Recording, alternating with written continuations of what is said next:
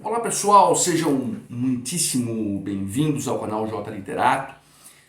Hoje nós vamos conversar aqui de um tema muito sensível, um tema que sempre dá muito o que falar, né? E após uma reflexão profunda, eu resolvi fazer esse vídeo no sentido de tentar esclarecer de uma vez por todas uma questão que está permeando aí a nossa existência, né? Ser homossexual, a homossexualidade, é pecado? Veja que isso tem sido colocado à torto e à direito, não é? Isso inclusive tem implicações seríssimas, não é? Aí já vem a questão da homofobia, etc, etc e tal. Quero dizer a vocês o seguinte, este vídeo vai estar adstrito ao quesito teológico, tá? Eu não vou aqui falar da homofobia, por exemplo, enquanto crime, né? Que é uma conduta criminalizada, é uma conduta antiética, uma conduta amoral, uma conduta agressiva, uma conduta desumana. Não vou falar sobre isso. Eu vou me ater à questão teológica para buscar, portanto, esclarecer de uma forma definitiva esse conceito pecaminoso que a homossexualidade enfrenta, não é? Quer dizer, que os homossexuais enfrentam. Seria, portanto, a homossexualidade um pecado, uma agressão aos princípios sagrados? Gente, primeiro eu quero dizer o seguinte, tudo que eu faço nesse canal é feito com responsabilidade, tá? Eu jamais vou aqui ser um mero palpiteiro, eu não vou aqui dar opiniões vazias e infundadas. Eu sou cristão de fato, e sempre estudei muito a exaustão o texto bíblico, a filosofia cristã, a teologia como um todo. Eu não sou padre, eu não sou pastor evangélico, não sou nada. Eu sou um estudioso, tá? Portanto, eu detenho aqui a premissa maior, né, que é conhecer para falar. Claro, vai comportar divergências por parte de um ou de outro, ou de muitos, tudo bem, isso não há problema. Eu vou expor a vocês quesitos fundamentados, né, e vocês façam, tirem, absorvam a conclusão que lhes parecer mais adequada. Bom, eu vou começar esse vídeo dizendo uma coisa, que aos olhos de muitos cristãos vai parecer um anátema, uma coisa desprezível, a ser repelida, mas é o que é. Gente, a Bíblia como um todo, tá? A Bíblia como um todo, já nos diz muito bem Timóteo, lá no livro de Timóteo, se não me engano, no capítulo 3º ali, ele diz o quê? Que a Bíblia, que toda a Escritura Sagrada, ela é inspirada por Deus e escrita por homens, certo? Este versículo de Timóteo, ele merece uma atenção muito importante, tá? A Bíblia, ela é escrita por homens, certo? Portanto, na sua confecção, nós temos que observar isso como uma instrução primeira. Quem escreveu a Bíblia foram homens, inspiradas por Deus. Um poeta, quando confecciona os seus versos, impelidos por uma inspiração, por exemplo, do amor, ele não é o amor. Ele é aquele que escreve a poesia inspirada pelo amor. Portanto, o fato de ser a Bíblia escrita por homens, ela de per si comporta elementos humanos. Isto é histórico, isto é fato. Isto não é um anátema, isto não é uma blasfêmia. É algo que deve ser posto exatamente desta forma, certo? E muitas coisas nos evidenciam isso. Pensem bem. Deus é absoluto, Deus é infalível, Deus é inviolável, Deus é transcendente. Se a Bíblia fosse escrita por Deus, certo? Se o texto bíblico fosse por Deus inscrito e não apenas inspirado, ela jamais comportaria qualquer tipo de problema. E nós temos problemas com os textos bíblicos, né? Questão de traduções, de supressões de livros, quer dizer, coisas humanas que recaíram sobre um texto escrito por humanos. Esta é a primeira questão que eu quero colocar. Vocês precisam compreender isso. Nós temos exemplos até históricos, por exemplo, tem aquele quadro de Moisés que foi feito por Michelangelo, um quadro maravilhoso, coisa espetacular, só que Moisés ali tem chifres. Vocês já viram esse quadro? Quer dizer, mas Moisés com chifre, o que Michelangelo está falando com isso? A questão aqui é de tradução. Tem uma máxima muito interessante dos italianos que fala que homem tradutore é um traitore. Quer dizer, todo tradutor é um traidor. Ali aconteceu o seguinte, veja que no texto do hebraico, no texto original, do aramaico, perceba que no texto original, narrando a descida ali de Moisés do monte, ele estava luminoso, ele estava coruscante, brilhante, não é? E o termo em hebraico ali é karan, que significa ali brilho, coruscância. Quando da tradução, né? Veja que o tradutor compreendeu crem que significa chifrudo, né? Então Michelangelo, tomando por base aquela tradução, fez o Moisés chifrudo. Então percebam, a própria composição escrita da Bíblia é uma composição humana porque comporta esses elementos humanos de falha de tradução, supressão de livros, por exemplo, lá na Igreja Católica, ou com o Concílio de Trento, etc. Tal, tudo isso submetido a uma esfera humana porque foi escrito por humanos. Né? Se a Bíblia fosse escrita por Deus, ela seria tal como Deus, inviolável, absoluta, infalível, etc. Então nós temos que ter essa compreensão, certo? O cristão, ele deve ser sério, ele deve ser responsável e deve conhecer. Não é isso que a própria Escritura diz? Quer dizer, o homem perece por falta de conhecimento. Todo conhecimento é conditio sine qua non para a rigidez da própria fé. Então nós temos que ter isso em mente. Essa é a primeira questão. Vamos entrar mais profundamente ao tema. Sobre a questão da homossexualidade. Cristãos, portanto, que não se atêm muito a imiscuir-se na compreensão da Bíblia, vão utilizar o texto de Levítico, né, que considera abominável a conduta homossexual. Né? Quer dizer, o Levítico, um dos livros do Pentateuco. Né? Percebam, nesse mesmo livro de Levítico, nós temos também como uma conduta abominável comer qualquer animal de rio, de mares, que tem escamas, barbatanas, etc. e tal. Portanto, no mesmo grau de abominação. Né? Vamos começar a desconstruir esta falácia. Né? Veja, você come camarão, né? Você come peixes, etc. E você não tem isso por abominável. Né? Portanto, nesta lógica estrutural, a própria homossexualidade não teria nada de abominável. Né? Nós temos que ter congruência. Precisamos conhecer o contexto histórico, né? O contexto cultural, consuetudinário, né? Da questão do Pentateuco, quando foi escrito, né? Da forma que foi escrito, né? Ali por Moisés, o aspecto legislativo da época. Sim, isso tudo pode parecer um clichê que muitos dizem aí, que ainda tem que conhecer o contexto, mas é a mais pura verdade. Há clichês que são verdadeiros.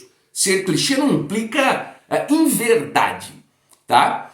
Claro, a Bíblia é escrita por homens, e homens escrevem sobre uma superestrutura de costumes em que vivem.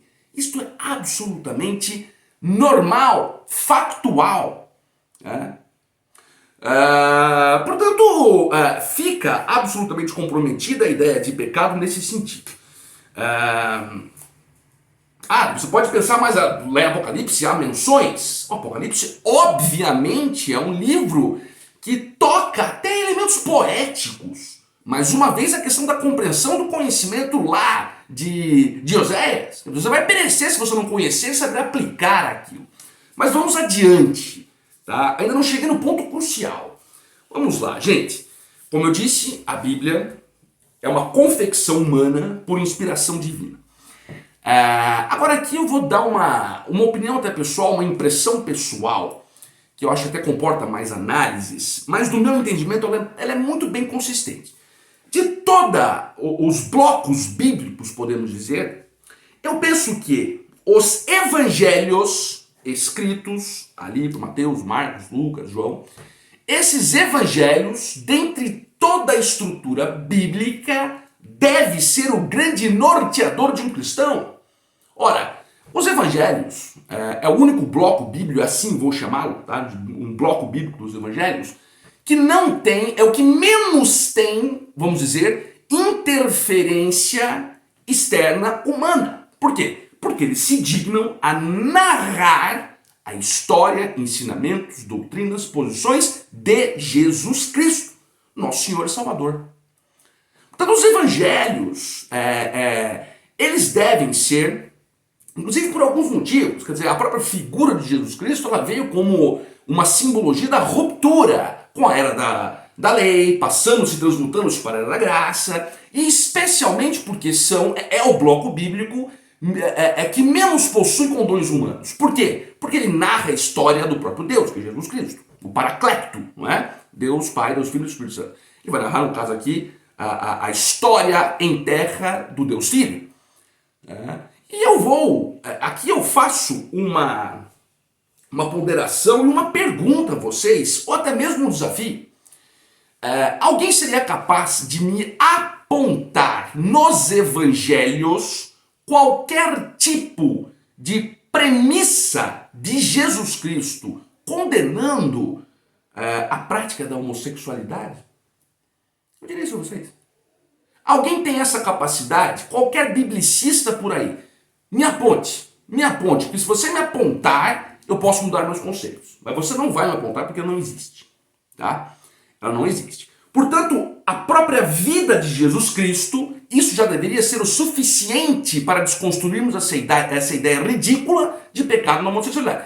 A própria a vida e trajetória de Jesus Cristo contida nos evangelhos, já deveria ser o suficiente para demonstrar que esta questão de pecado correlacionado à homossexualidade seria uma falácia, tá?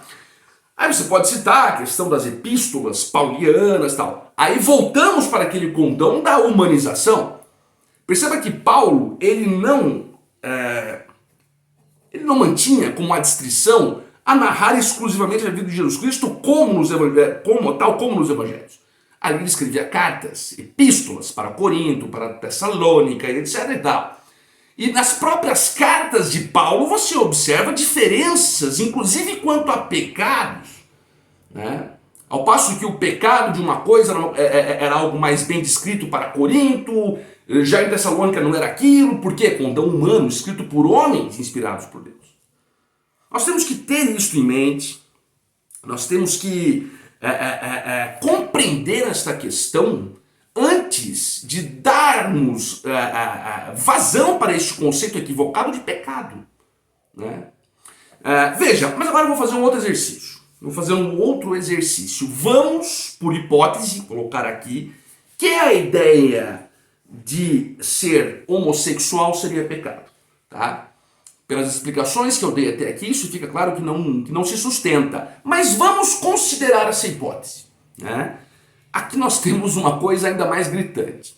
Eu gostaria, posso até citar aqui, vamos pegar Eclesiastes, por exemplo. Quando Salomão diz o seguinte, o homem, contudo, jamais poderá fazer o bem sem pecar. Percebam que nesse fragmento bíblico, nós temos o pecado como algo absoluto na vida do ser humano, é o tal do pecado original. Quer dizer, não adianta o que o homem tem a possibilidade de fazer, ele nunca vai se livrar do estigma do pecado.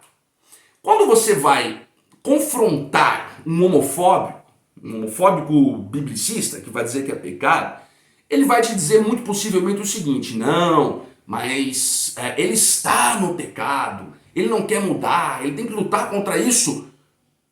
Pelo próprio fragmento de Salomão, nós temos que seria uma luta em glória. Por quê? Porque o pecado é imanência, né? As próprias escrituras são claras em dizer, por exemplo, que aquele que diz não mentir já está mentindo. Portanto, é impossível se livrar da mentira, que por sua vez é um pecado. Então qual seria a diferença de alguém que mente para algum homossexual, caso fosse pecado? Nenhuma. Portanto, veja que há um contrassenso exegético nisso que deve ser ponderado, né? Isso deve ser ponderado, isso deve ser considerado. Gente, como eu disse no início do vídeo, tá? Vídeo esse que eu já peço que vocês curtam, que vocês compartilhem com seus amigos, peço que vocês se inscrevam no canal, né? Por que não? Também acionem os sininhos das notificações para estarem sempre inteirados aí. Protocolo feito, vamos voltar aqui. Portanto, esse vídeo foi no sentido de esclarecer, à luz da própria escritura bíblica, a falácia que reside nesta acusação de pecado contra a ordem sagrada em ser homossexual. A homossexualidade é um condão humano, né? A homossexualidade é uma condição humana, não é verdade? E dessa forma ela deve ser encarada. Dessa forma deve ser encarada. Isso é muito sério, é um assunto muito sério porque toda a repressão sofrida pelos homossexuais, repressão covarde, repressão suja, repressão hipócrita, sobre o aspecto teológico, como estou dizendo, ela, como disse também lá no comecinho do vídeo, ela tem seríssimas implicações, isso se transmuta para a sociedade. Então você vê pessoas aí, quer dizer, cometendo assassinatos em razão da condição sexual. Salvo engano, o Brasil é um dos países que mais matam homossexuais. Quer dizer, então você tem implicações que vão sair do arcabouço teológico e vão entrar na seara social, na seara legal, processual. Isso é muito sério, né? E uma das grandes válvulas propulsoras para este massacre aos homossexuais está neste conceito hipócrita e equivocado de que a homossexualidade é pecado, né? Então, gente, bom, esse foi o vídeo, essa foi a ponderação. Eu procurei ser o mais breve que pude, não pude ser tão breve porque é um assunto delicado e que reclama, sim, fundamentações, tá? Então, apenas recapitulando, eu trouxe, quer dizer, a humanização da própria escrita da Bíblia, não é? Ao entrar na mente de um homofóbico cristão, eu expus aqui contradições que são irrefutáveis. A própria imanência do pecado absoluto dentro da concepção dos homofóbicos, porque não é pecado, não se trata de pecado. Mas hipoteticamente, se o fosse, eu apontei aqui contradições, elementos autoconflitantes. Portanto, gente, esta foi a ponderação. E você que é cristão, você que tem o condão teológico, sabe, intrínseco no seu coração, vamos entender, gente, a vida com Deus é uma vida simples. É uma vida que dispensa filigranas muito profundas, né? O que exige profundidade é o conhecimento e o estudo humano da coisa, né? Mas a vida com Deus é simples. Vamos deixar de aplicar esses conceitos equivocadamente, né? E vamos ter mais seriedade. Gente, esse foi o vídeo. Não se esqueçam de inscreverem-se no canal. Não se esqueçam de curtir o vídeo, de compartilhar com seus amigos, de acionarem o sininho das notificações. E muito obrigado e até uma próxima. Valeu!